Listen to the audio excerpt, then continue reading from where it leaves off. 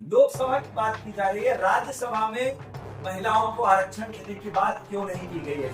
जब ये नियम 2023 में ही एक्ट बन गया था, 2023 में ही इस अधिनियम को लोकसभा में 454 के रिकॉर्ड बहुमत के साथ इसे पारित करा दिया गया था। ये वन नेशन वन इलेक्शन की बात करते हैं, ये one nation one election one party one leader की ओर ले जाने की सोच को परिलक्षित करता है।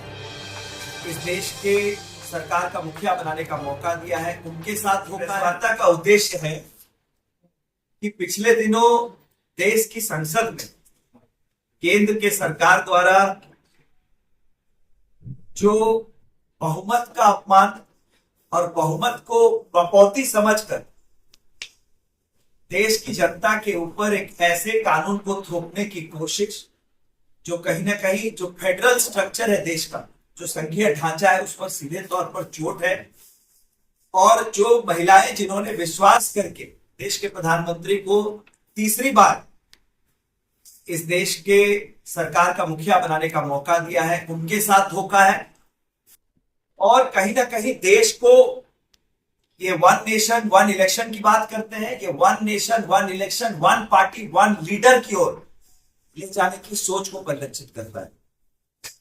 नारी शक्ति वंदन अधिनियम 131वां संशोधन बिल जो लाया गया, मैं 3 प्रमुख प्रश्न आज आपके माध्यम से भारतीय जनता पार्टी के उन नेताओं को पूछना चाह रहा हूं जो देश के प्रधानमंत्री की तरह, जैसे उन्होंने 8:30 बजे आकर देश की जनता के सामने अपना रोना रोया कि विपक्ष ने यह बिल पास नहीं होने दिया और देश की जनता को फिर से झूठ बोलने की कोशिश की, उसी राह पर भारतीय जनता पार्टी के नेताओं को भी काम पर लगाया गया है। दिल्ली से लेकर रांची तक पूरे राज्य में घूमकर उस झूठ को आगे बढ़ाने के लिए उनसे 3 प्रश्न मैं पूछना चाहता हूं। पहला, जब ये नियम 2023 में ही एक्ट बन गया था, 2023 में ही इस अधिनियम को लोकसभा में 454 के रिकॉर्ड बहुमत के साथ इसे पारित करा दिया गया था, तो उसका नोटिफिकेशन होने में 3 साल क्यों लग गए?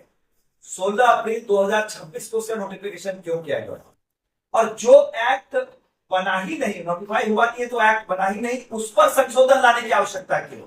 ये सीधे तौर पर संविधान के नियमों का गलत इस्तेमाल करके पार्लियामेंट को बुलडोज करने की कोशिश है। दूसरा, इस पूरी प्रक्रिया में जिस ओबीसी की बात देश के प्रधानमंत्री और गृह मंत्री लगातार करते हैं कि ओबीसी समुदाय के लोगों को उनका हक दिलाने की, इस पूरे महिला आरक्षण के बिल में ओबीसी आरक्षण की बात क्यों नहीं की गई? क्या सिर्फ एलिट क्लास के महिलाओं को इस बिल के माध्यम से लाभ देने की कोशिश करने की योजना थी? और तीसरा प्रश्न, लोकसभा की बात की जा रही है, राज्यसभा में महिलाओं को आरक्षण देने की बात क्यों नहीं की गई है? इस बिल देश में जब भी कोई प्रमुख बिल लाया जाता है, उसमें लोकसभा राज्यसभा दोनों में ही जनता की बातों का, जनता के मत का प्रतिनिधित्व होता है, तो राज्यसभा को सीधे तौर पर इससे तो अलग रखा। इसके साथ साथ जो छोटे और प्रश्न हैं जो तमाम विपक्ष के दलों के द्वारा प्रमुखता से रखे गए हैं, जब 2023 में इस विधेयक को पारित किया गया था तो कहा गया था इसे अभी इसलिए इंप्लीमेंट नहीं किया जा रहा है क्योंकि जो सेंसस चल रहा है 2026 तक अभी सेंसस चल रहा है, इसे कंप्लीट हो जाने दीजिए, इस पर हम परिसीमन करेंगे और तब महिलाओं को आरक्षण। तो अचानक से यह हृदय परिवर्तन क्यों हुआ और सीधे तौर पर पार्लियामेंट को बुलडोज करने की कोशिश की गई? और तो और आपको जानकर आश्चर्य होगा, जिसे ये नारी शक्ति वंदन अधिनियम कह रहे हैं, 131वां संशोधन, जो 3 विधेयक उस दिन लोकसभा में रखे गए थे, उनका नाम था संविधान विधेयक 131वां संशोधन, परिसीमन विधेयक और केंद्र शासित प्रदेशों के कानून विधेयक। इन तीनों में कहीं महिला शब्द का भी जिक्र नहीं। तो महिला आरक्षण को सामने रख के, जैसे ग्रीक में ट्रोजन हॉर्स की कहानी कही जाती है, उस लकड़ी के घोड़े की जिसे ग्रीक की सेना ने इस्तेमाल किया था ट्रॉय पर हमला करने के लिए, घोड़े को दरवाजे पर छोड़ दिया गया। लोगों ने सोचा ये घोड़ा कोई शांति का संदेश है और ट्रॉय के लोग उसे अपने राज्य के अंदर ले गए गेट खोलकर। घोड़ा खुला, उसमें से 3 सैनिक निकले, अपने पुराने सैनिकों को वापस बुलाया और ट्रॉय पर कब्जा कर। उसी तरह से महिला आरक्षण को सामने रखकर सीधे तौर पर धोखा दिया गया, देश को जनमत का अपमान किया गया है और लोकतंत्र में जो ताकत इन्हें मिली थी 543 सीटों पर सीना ठोक कर डंके की चोट पर ये आरक्षण लागू कर सकते थे 2023 में, लेकिन इनकी मंशा नहीं थी। और सिर्फ दिग्भ्रमित करने की इनकी मंशा रही है शुरू से, और उसी रास्ते पर ये आगे चल रहे हैं। और तो और जो बिल है उसमें रोटेशन पर सीटों को रखा गया है, मतलब कोई महिला अगर ये जान जाए कि रोटेशन जब होगा अगला डिलिमिटेशन के बाद फिर से मेरी सीट बदल सकती है, तो क्या अपने संसदीय क्षेत्र को वो उस तरह से नर्चर करेगी अगर उसके मन में ये बात होगी कि अगले डिलिमिटेशन में हो सकता है मेरा आरक्षण हट जाए।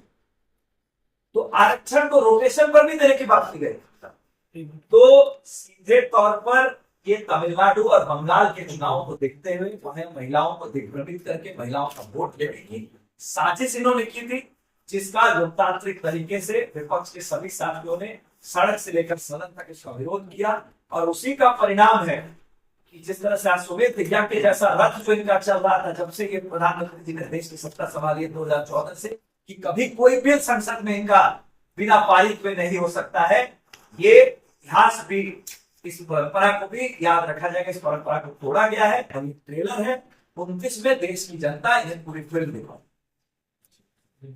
को अपने संगठन के कामों में, संगठन के कार्यों में, राज्य में मंत्रिमंडल के प्रतिनिधित्व के कार्यों में, हर जगह, चाहे संसदीय सीटों की बात, संसद की सीट हम लड़ते हैं उसमें भी मैंने आपको हमने दिया हुआ है। राज्यसभा में हमारी जो सांसद है उसमें भी महिला सांसद कितना 29 में कितना देंगे उसका पहले देखिए, वो आंकड़े जो है 33% ऑलरेडी 33% पहले से ही जब हमारे आप कितना देंगे महिलाओं को? देखिए, वो ये ऐसा विषय है जो पार्टी के सभी नेता बैठ कर तय करते हैं। मैं यहाँ पर आंकड़े आपको नहीं देना चाहता हूँ, और वो आंकड़े भारतीय जनता पार्टी से निश्चित रूप से ज्यादा होंगे, क्योंकि आपकी जानकारी के लिए आज अगर सांसदों की संख्या की बात की जाए तो अनुपात के हिसाब से भारतीय जनता पार्टी में महिला सांसद की संख्या सबसे कम है, सिर्फ 12% है। उससे कहीं ज्यादा प्रत्येक राजनीतिक दल में महिला सांसदों का अनुपात जो है पूरे सांसद के हिसाब से भारतीय जनता पार्टी से की बात है। मैं अभी आपने कहा कि आप अपने घर में मुझे एक कमरा दे दीजिए, मैं कहा बिल्कुल मैं 2 कमरे दूंगा, एक बस घर मैं बढ़ा रहा हूँ, जैसे ही बढ़ाने का काम पूरा हो जाएगा मैं आपको 2 कमरे दूंगा। लेकिन बढ़ाने पर विवाद है, मेरे पास जमीन है कि नहीं उसका पता नहीं है, कैसे मैं घर बनाऊंगा, संसाधन कहाँ से आएंगे वो पता नहीं। तो 850 के आंकड़े आप पहुंचे कैसे, आपने किस आधार पर? 2023 में आपने कहा कि 2026 का जो सेंसस है उसके आधार पर हम डिलिमिटेशन करेंगे, लेकिन अब जो आप 131वां संशोधन लेकर आए इसमें आप 2011 के पॉपुलेशन की बात करें तो, और अगर पॉपुलेशन कंट्रोल किया है दक्षिण के राज्यों तो क्या उन्होंने गलती की है? सरकार के योजनाओं को अगर बेहतर तरीके से उन्होंने क्रियान्वयन किया है तो उन्होंने गलती की है। अच्छे काम करने का आप इनाम देने की जगह आप उन्हें सजा दे रहे हैं, आप नंबर ऑफ सीट घटा रहे हैं, और देश का जो संघीय ढांचा है उसमें आप एक उत्तर बनाम दक्षिण का नैरेटिव क्रिएट करने की कोशिश कर रहे हैं। तो इसको कैसे स्वीकार किया जा सकता? आप और पार्टी मीटिंग कॉल करते, आज सभी पार्टी के नेताओं से उन्हें राय लेते और पूछते कि भाई ये मसौदा है, इस आधार पर हम सीटों को बढ़ाना चाहते हैं। वो आपने नहीं किया। उल्टा देश के गृह मंत्री सदन पर कहते मुझे 1 घंटा का समय दिया जाए, मैं 50% बढ़ाने का अमेंडमेंट लेकर आ जाऊं। पहले आपने क्यों नहीं लाया? क्या आपने बिल को रीड नहीं किया था, पढ़ाई नहीं की थी, बिल को नहीं देखा था आपने? तो सभी दलों की बैठक आप बुलाते कि ये हमारा फॉर्मूला है, हम इस हिसाब से सीटों को बढ़ाना चाहते हैं, ऐसे डिलिमिटेशन करना चाहते हैं। एक राय बनती, देश की राय बनती और हर व्यक्ति उसका समर्थन देता। लेकिन आप बंगाल चुनाव में फायदा लेने के लिए, तमिलनाडु के चुनाव में फायदा लेने के लिए, और सिर्फ इसलिए कि आपके पास बहुमत है, आप सदन को बुलडोज करना चाहेंगे और जनसंख्या के आधार पर आप कर देना चाहते हैं ताकि उत्तर प्रदेश और हिंदी हार्टलैंड में भारतीय जनता पार्टी को उसका फायदा मिल जाए और विपक्षी दलों को राजनीतिक नुकसान हो जाए। देखिए, हर चीज चुनाव के लेंस से देखकर की जाए तो देश का भला नहीं हो सकता है, और इसी का परिणाम है कि पहली बार नियुक्ति खानी पड़ी है सदन के पटल पर, और 2029 में सदन के पटल पर ही देश की राजनीतिक जमीन पर भी इन्हें पटकनी थी। लॉन्ड्री की झंझट और दागों की टेंशन से परेशान? सिंपली क्लीन में पाए धुलाई और ड्राई क्लीनिंग की बेहतरीन सुविधा। फैब्रिक वॉइस एग्रीगेशन के साथ हम इस्तेमाल करते हैं सबसे आधुनिक वॉशिंग टेक्नोलॉजी। हमारी एक्सप्रेस सर्विस से पाए कपड़े आज दिए कल तैयार। We offer free pickup and delivery. आज ही आइए सिंपल क्लीन पर। Shop number 3, Sartaj apartment, road number 10, Zakir Nagar, old Purulia road, Mango, Jamshedpur. Simple clean, जहां हर कपड़ा हो जैसे नया।